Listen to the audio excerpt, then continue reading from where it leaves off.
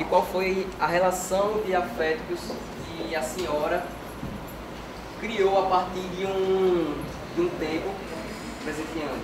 Qual foi a finalidade também? Ganhar confiança para que ela pudesse me ter um dia como esposa do pai dela. Passa. A defesa encerra a pergunta. Encerra? Fico satisfeito. Perfeito. Então, nesse momento, foi procedida a inquirição da ré.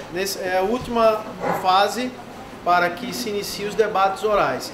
E aí, nesse momento, nessa reforma de 2008, é permitido que os jurados façam pergunta também.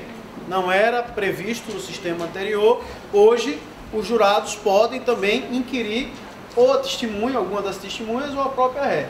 E aí, o magistrado pergunta: algum dos jurados tem alguma dúvida, quer fazer alguma pergunta à ré nesse momento?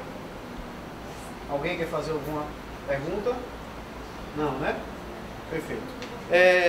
Outro detalhe importante, obviamente, como nós dissemos no momento anterior, não é nossa intenção exaurir todos os liames do Tribunal do Júri.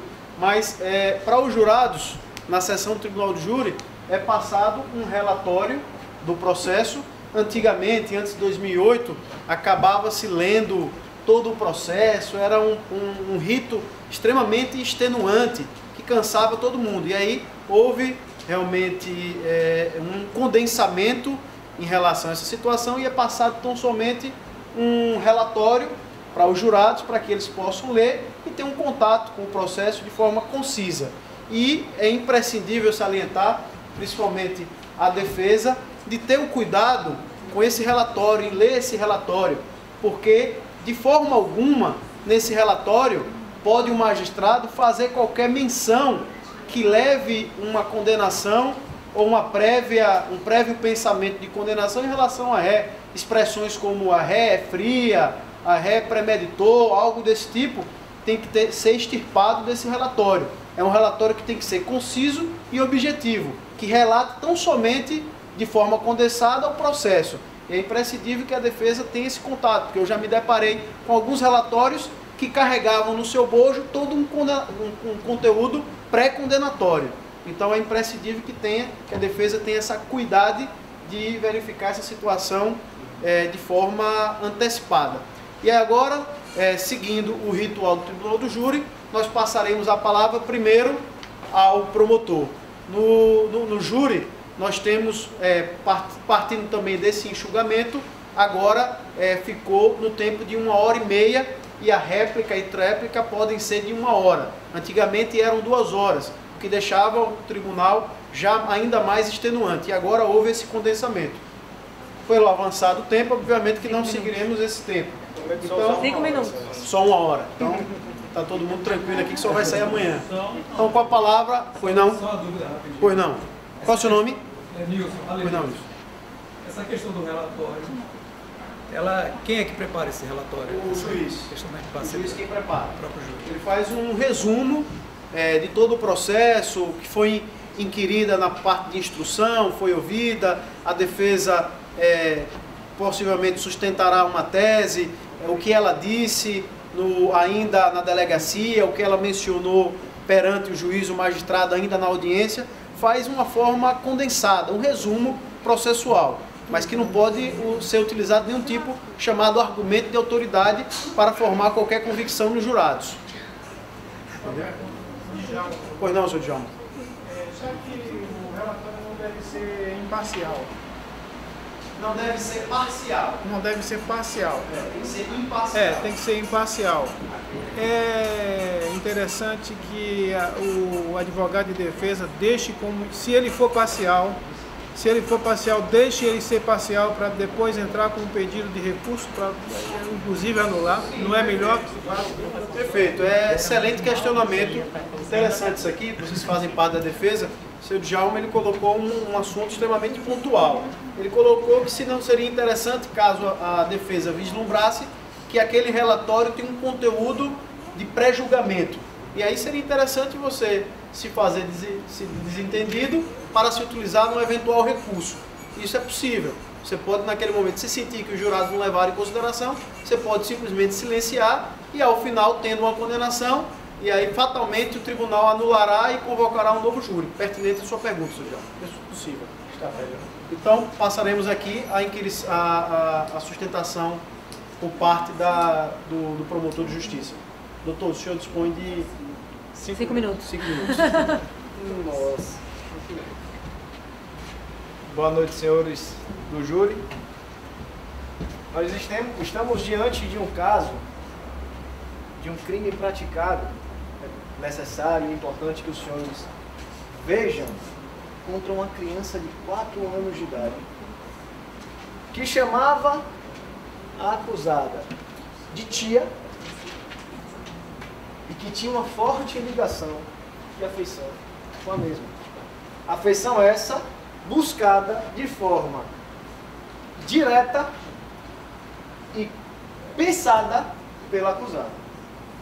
Ela se aproximou, teve um convívio direto com esta criança por pelo menos 6 meses, direto e constante, com intuito planejado, detalhado, única e exclusivamente de se vingar do pai da criança. Senhores, pensem comigo, qual a maior dor para um pai? Qual a maior dor para um pai, senhores? Uma criança de 4 anos, primeira filha, foi a primeira troca de fraldas do pai, senhores. Foi o primeiro choro à noite que acordou o pai, senhores.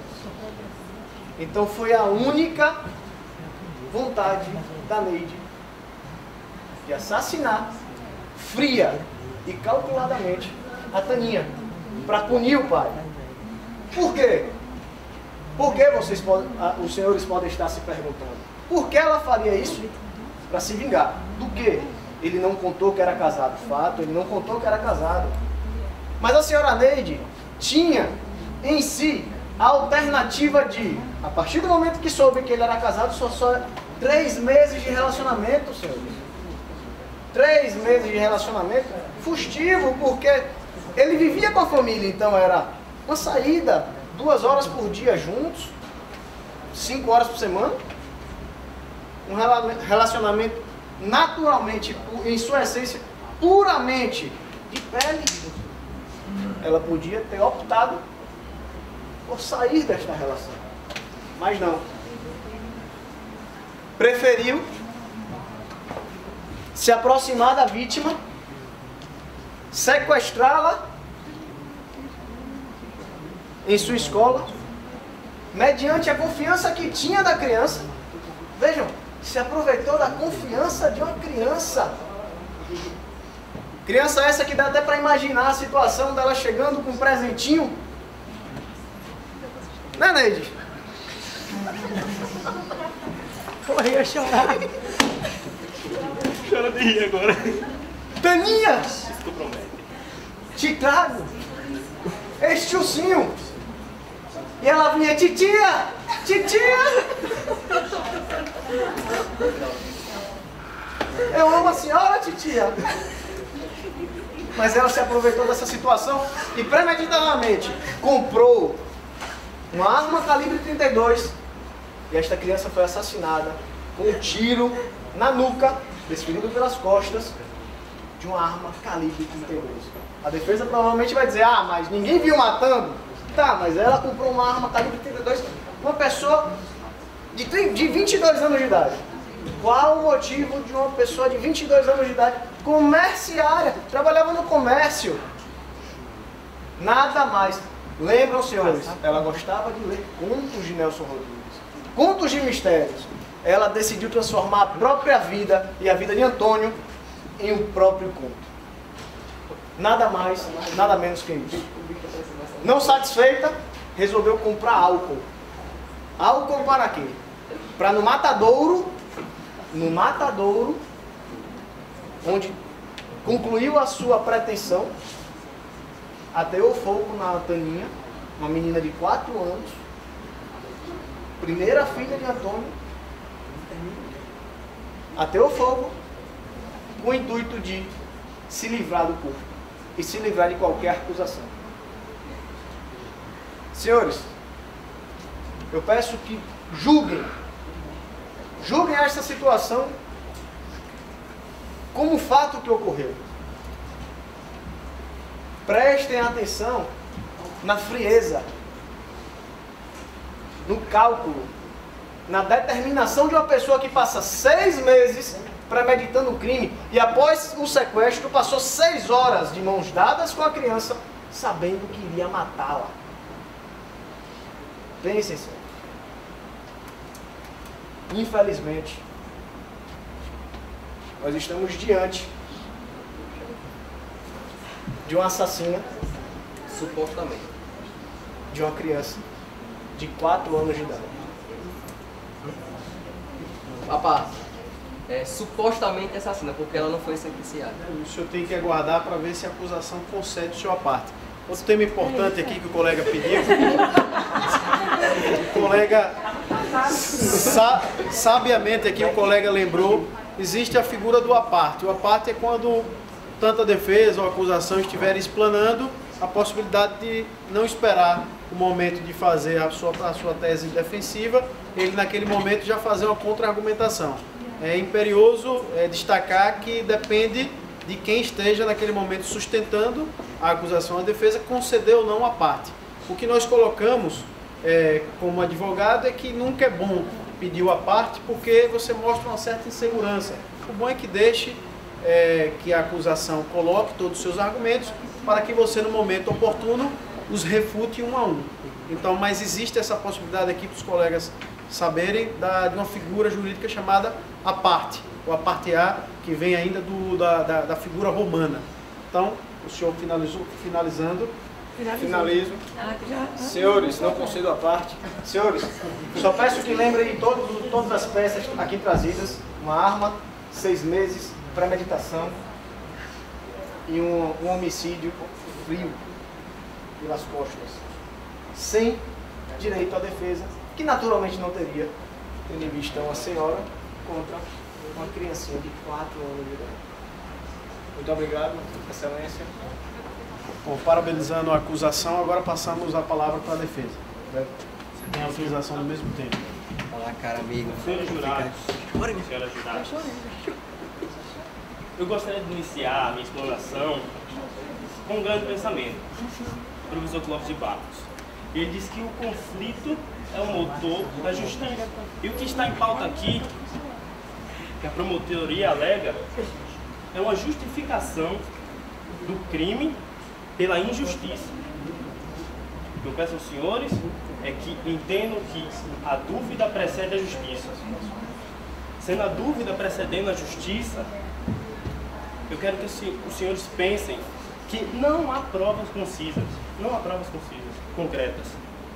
A promotoria só se sustenta em argumentação dedutiva hipotética. Sendo assim, há nos autos, constando nos autos, uma ligação do companheiro amoroso da minha cliente, o qual alega a testemunha que, em hipótese nenhuma, a minha cliente poderia fazer mal à criança.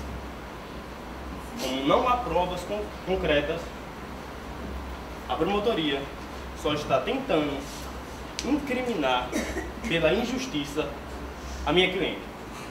E eu, com a força da lei maior da Constituição, eu solicito, eu invoco o artigo 5º dos Direitos e Garantias Fundamentais, inciso 57 da presunção de inocência, que diz claramente que ninguém pode ser